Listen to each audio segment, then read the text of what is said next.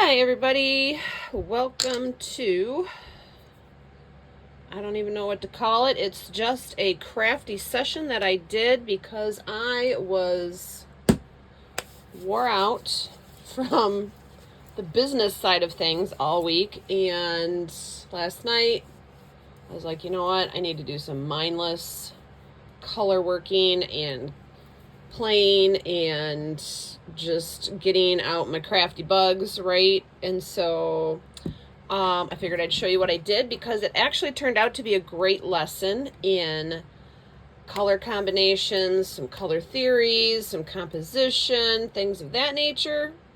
So let me show you and tell you what we did here. It's gonna revolve around this little fun thing. But first of all, who all has a box that is full of all your extra parts? All the stuff that you stamped and die cut and thought you were going to use and you didn't, and you did your little practices, and you get a new stamp and you play with it, right? And then you don't use it, or you just sit down one day and you make snowflakes with a leaf stuck in it, right? You just do these things. Look at this one. This one was fun too. And so this is my box. This is my Altenew Project Rejects is what it is. So when I sat down last night to get my crafty bugs out, this box was like this. It would not close. It had scraps falling out of it. It had, let's see what's in here, right? We got, I pre-stamp a whole bunch of things so that I could just color them in my free time, and then I have them to use. I've got a whole bunch of embossed panels that I embossed and didn't use. That was part of a project. That one was cool. Look at that. I just played around with my metallic paints. There's a little watercolor stamping. So I got that. This was fun practice. All these things. And then look, this was my, this is a wet stamping technique. That was a fun workshop. So you got all these things, right? And this was overflowing because this has probably been like 2 years. No, maybe not. Maybe at least just a year.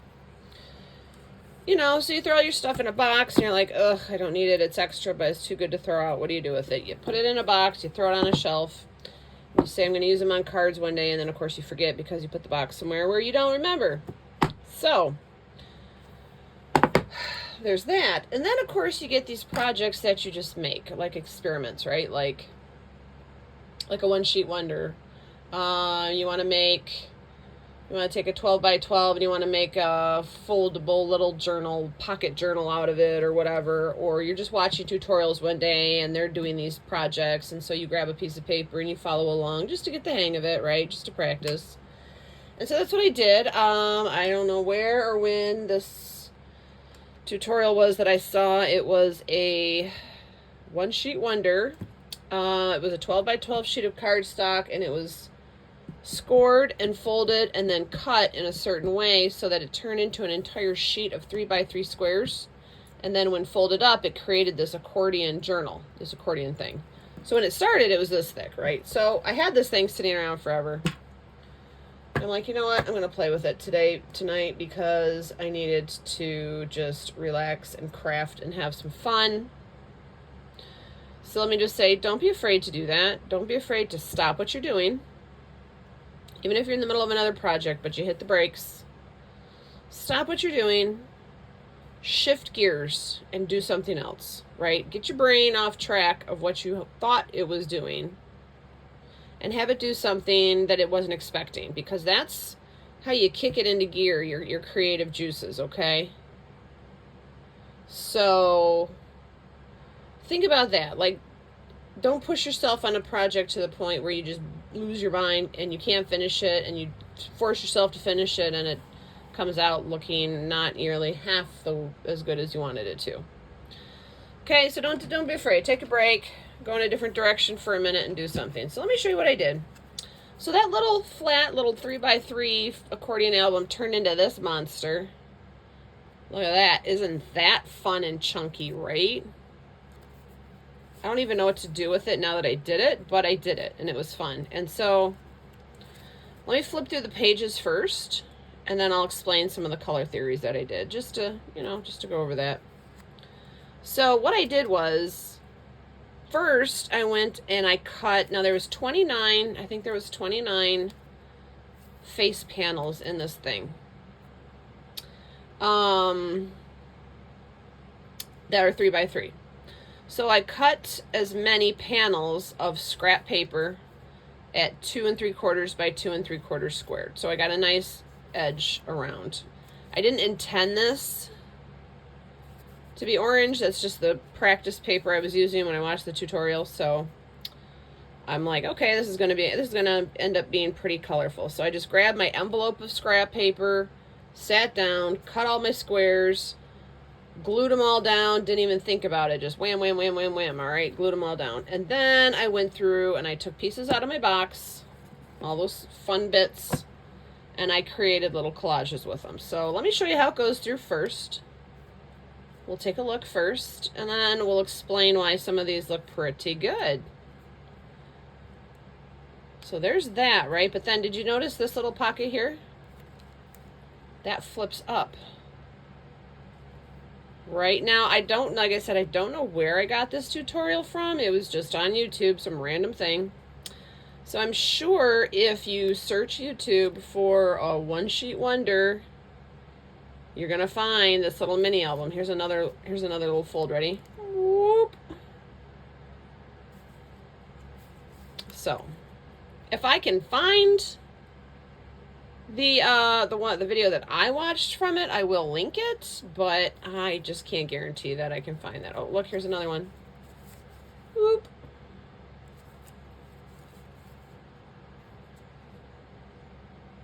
Those colors fun. Oh, here's another one. Oh, and another one. It's so fun. It's like it just keeps flipping around. So did we look at that? Yeah, we looked at that. Look at those.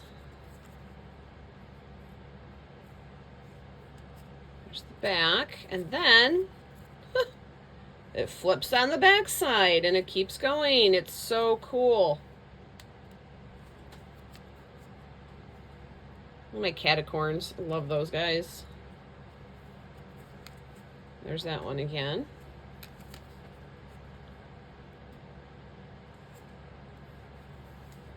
And there's that. And then there's that. So when it starts with happy. And then as you go through and you flip it around and you go through again, it says birthday. So I guess I could give this to someone for a birthday gift. Just, it's colorful, it's fun, it takes your brain off of whatever it is you have to think about, right? So that's awesome. So let's talk about why this works. Why do these colors work? Why did I pick them? Whatever. The box that I had of all my extra bits was all colorful. There was no patterns. There was nothing specific. It was just mixtures. So to challenge myself in color study, like I said, the first thing I did was sit down. I picked out all of my brightest scraps in my scrap folder that I could find because I thought the brightness of any color would really go good with this bright orange of the base. So once I had those out in a pile, right, I just set them in a pile and I just glued them down. Went through the whole thing, gluing them down, gluing them down, gluing them down. When that was done, I emptied out my whole box on my desktop and then I just sifted through it. And I said, okay, the thing to do is have your color wheel in mind, right? Have your color wheel in mind because that's what's going to help you turn this into an actual project that you can use. You could keep this on your desk as a color study or a composition study, right? So if you don't know the color wheel offhand, get yourself a color wheel. This is from the Stampin' Up! Catalog. And it's not a technical color wheel. Well, it is. I mean, it's missing some things, but you can figure out where any other missing colors would go. So keep that in mind, and you're going to see how I use this or how I didn't use this, because color theory isn't just what contrasts with each other or what complements each other, but what also contrasts with each other, or what complements itself, like a tone on tone.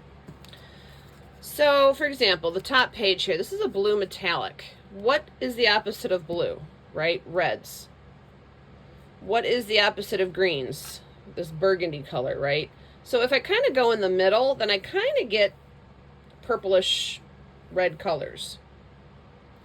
If I start over here and I go up, right? If I got purple, across from it is yellow.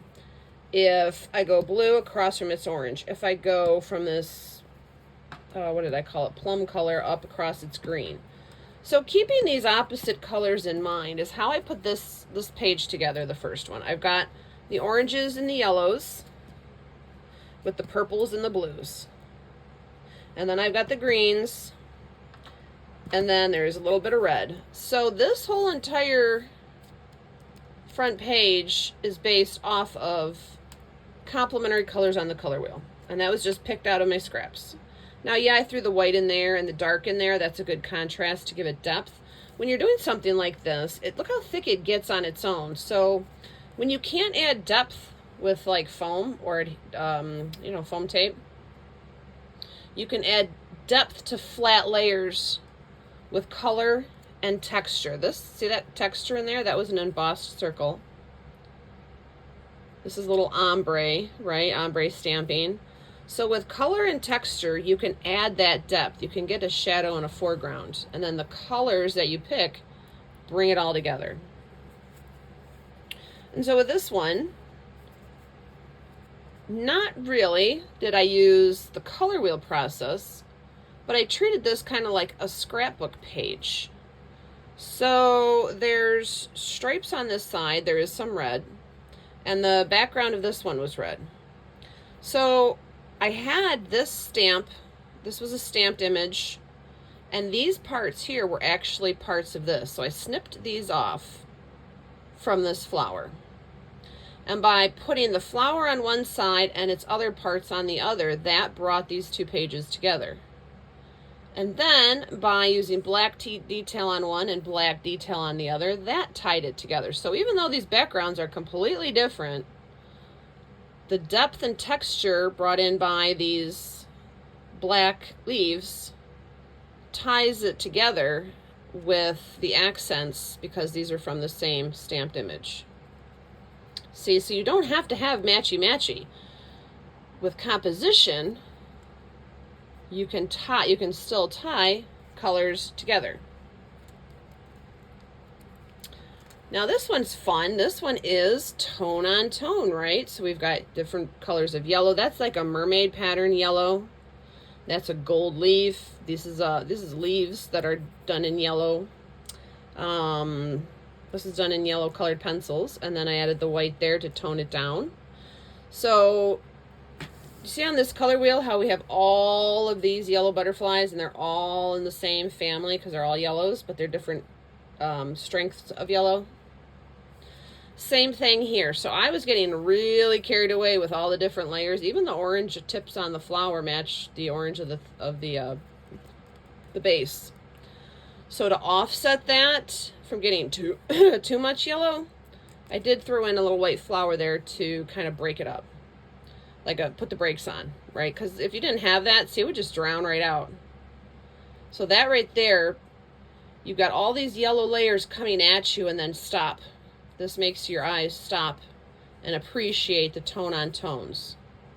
So that's like a visual stop there. So that's a good idea when you're doing tone on tone things. Have a bit of neutral to stop your eye from just going and going and going, because it's like getting lost. When you're in a tone on tone thing, you just start looking and you can get lost.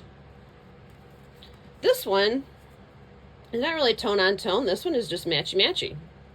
So this was a blue background, so I found that I had cut this out of a card project. Stuck that on there because it's got the blue. The yellow offsets that yellow. Now it's blue, green, and yellow. What's the opposite of greens? Reds. So I threw in some reds. That was the only contrasting in here, but because it was so matchy-matchy, it's just enough to set that off. And then this one, this is the same, this is playing with color pattern.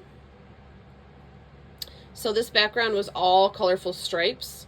So what I did was I went into my box and I found, you know, little pieces that were the same colors as those stripes. That, if you'll notice, is a brown, and I like to have a good anchoring neutral on very wild compositions. So I found a brown twig and I put that on there, so that pulls out the brown. Then I found a light green leaf and that pulls out the greens. And then I found this bright pink flower and that pulls out the pinks. So what this is, it's the same colors in a different pattern. So that's why they go well together. It's mixing geometrics with florals, which you can do if you do it so that they complement each other. So that's easy on the eye. If this was yellow, I don't know, gray, and maybe even black, it would really throw your eye off. But because these elements were chosen directly from the same colors of the background, it's easy on your eye. This one, really not much except a general complementary color with the orange flower and the purple background. I did throw some green in there just to give it some depth.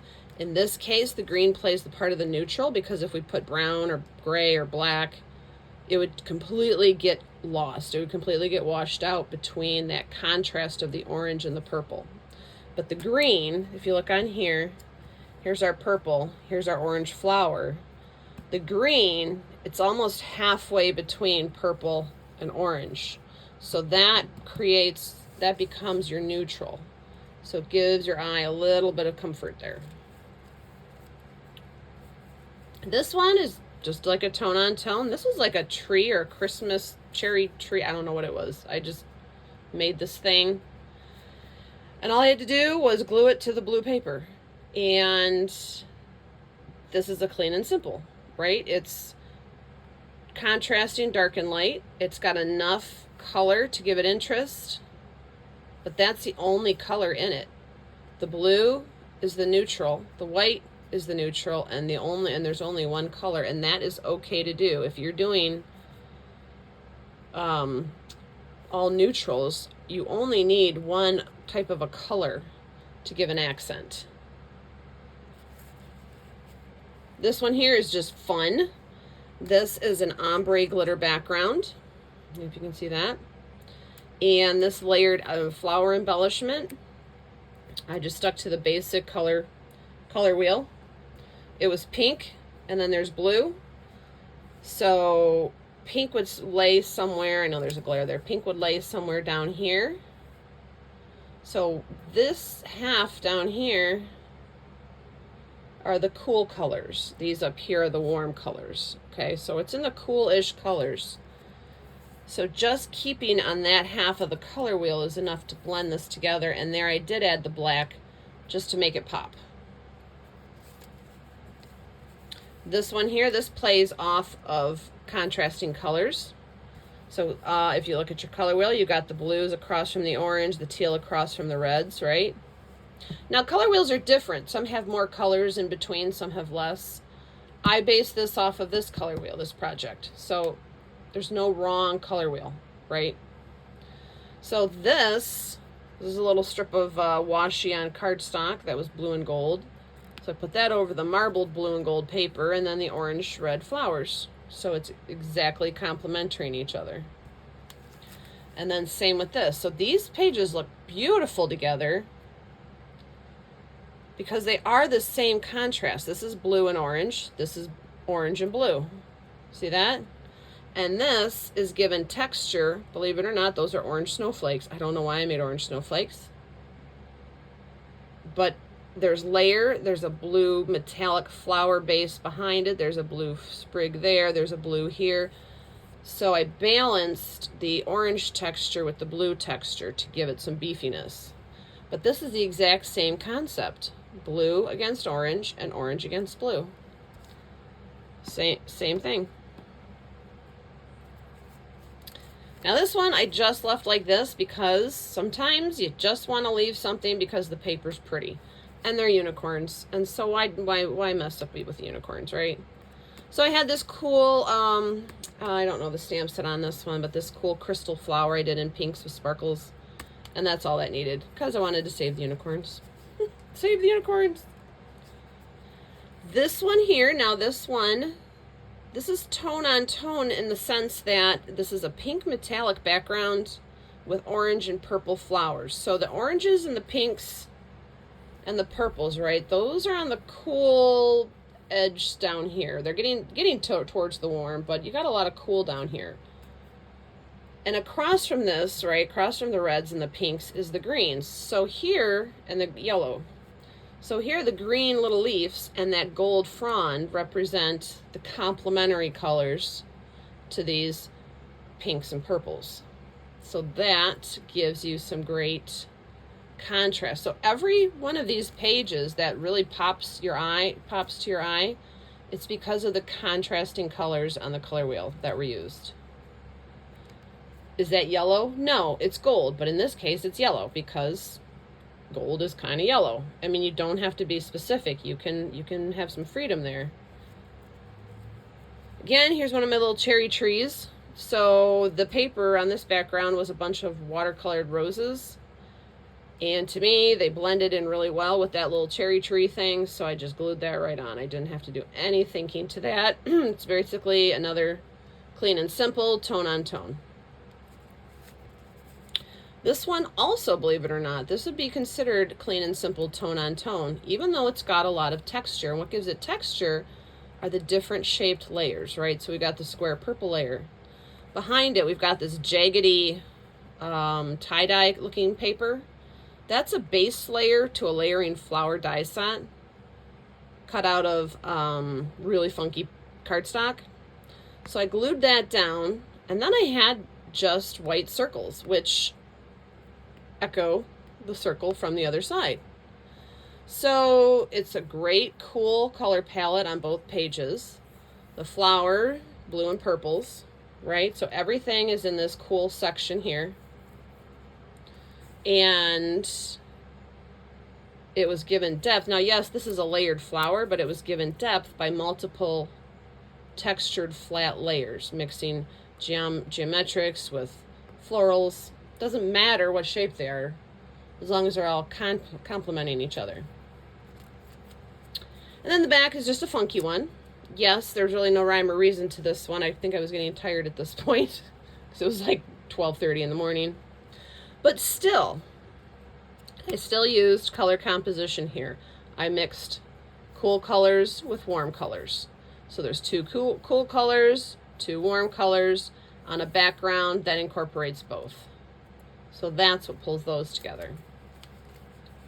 Now these ones, this is a clean and simple design. Clean and simple does not always have to be white, right? This is a simple square, purple, with just a circle to give it some interest. This is a black leaf to give it some contrast. And then there's that cute little tiny purple little flower I put in there for a minimalist look. So in this, it's balance. It's the equal balance. There's some white showing, there's some black showing, there's purple showing, there's purple showing. So there's balance in the contrast. And then it reflects well into this one because it's the same concept, only with a wilder background. It's one single flower. It's the same dark leaves. It's a purple-ish background. The pink kind of circling here is representing that white circle there. So I'm playing off a mirror image. This one is just, again, plain cool colors versus light colors, or cool colors versus warm colors.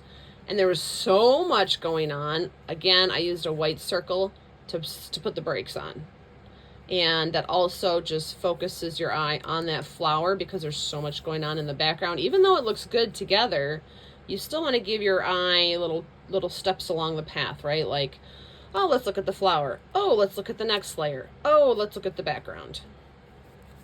And then this one, like the unicorns, of course I couldn't upset my catacorns too much, so I just put a big circle there like a pearl. And then I had another one of my crystal sparkly flowers. Because again, you don't always have to be artistic, right? Sometimes you can just appreciate your catacorns. And then this one, again, cools versus lights. Composition is pretty balanced. There's 3 little bright colored flowers here. They're filling up this space, the flower's filling up this space, and it's cool versus warm colors. Warm colors, cool colors. This one, not my favorite page, but that wasn't the point. The point was having fun and practicing my color wheel and my color theory and my color composition. So this one is basically just contrasting colors or complementary colors, reds across from the greens. And basically it was because I wanted to use this dahlia, and I had this dahlia really threw me for a loop at 12:30 in the morning. So didn't know really what to do with that. So I stuck it on the green because it was red, and I know those are complementary colors. So then I took a leaf and put it over that to kind of tone it down. It's a pretty severe flower. So then there's this. This here again is warm versus cool. And the stamping that I did on this is a fun stamping technique. That I'll do that in a workshop or a video later. But the ombre stamping here gives enough texture to complement the colored textures in the background, the blues and the browns. There's a lot going on back there if you look at it. So it's a great balance of warms versus cools, texture complementing texture, and then there's just enough little offset there as a neutral, just to tone it down a little bit. And then there's the last page, and of course that's where it says birthday. There's that sparkle ombre cardstock again. And what I did, because I used this big pink flower, I pushed the flower down into the pink corner down here so that it's coming out. That, putting the pink flower over the pink corner of the cardstock allows that yellow to frame that flower and really make it pop.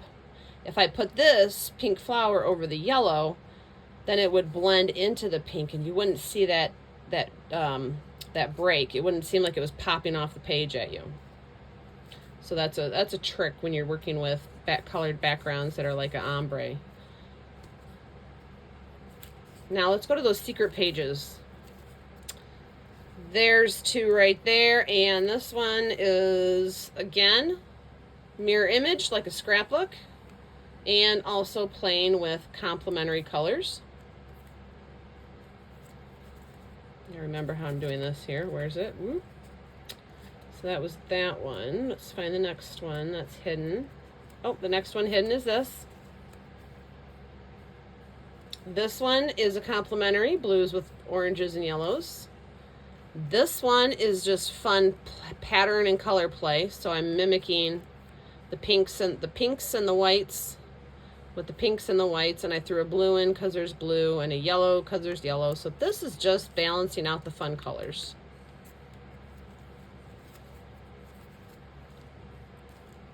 Balance is a key to composition. And then here's this one. Here's another one of those cherry trees.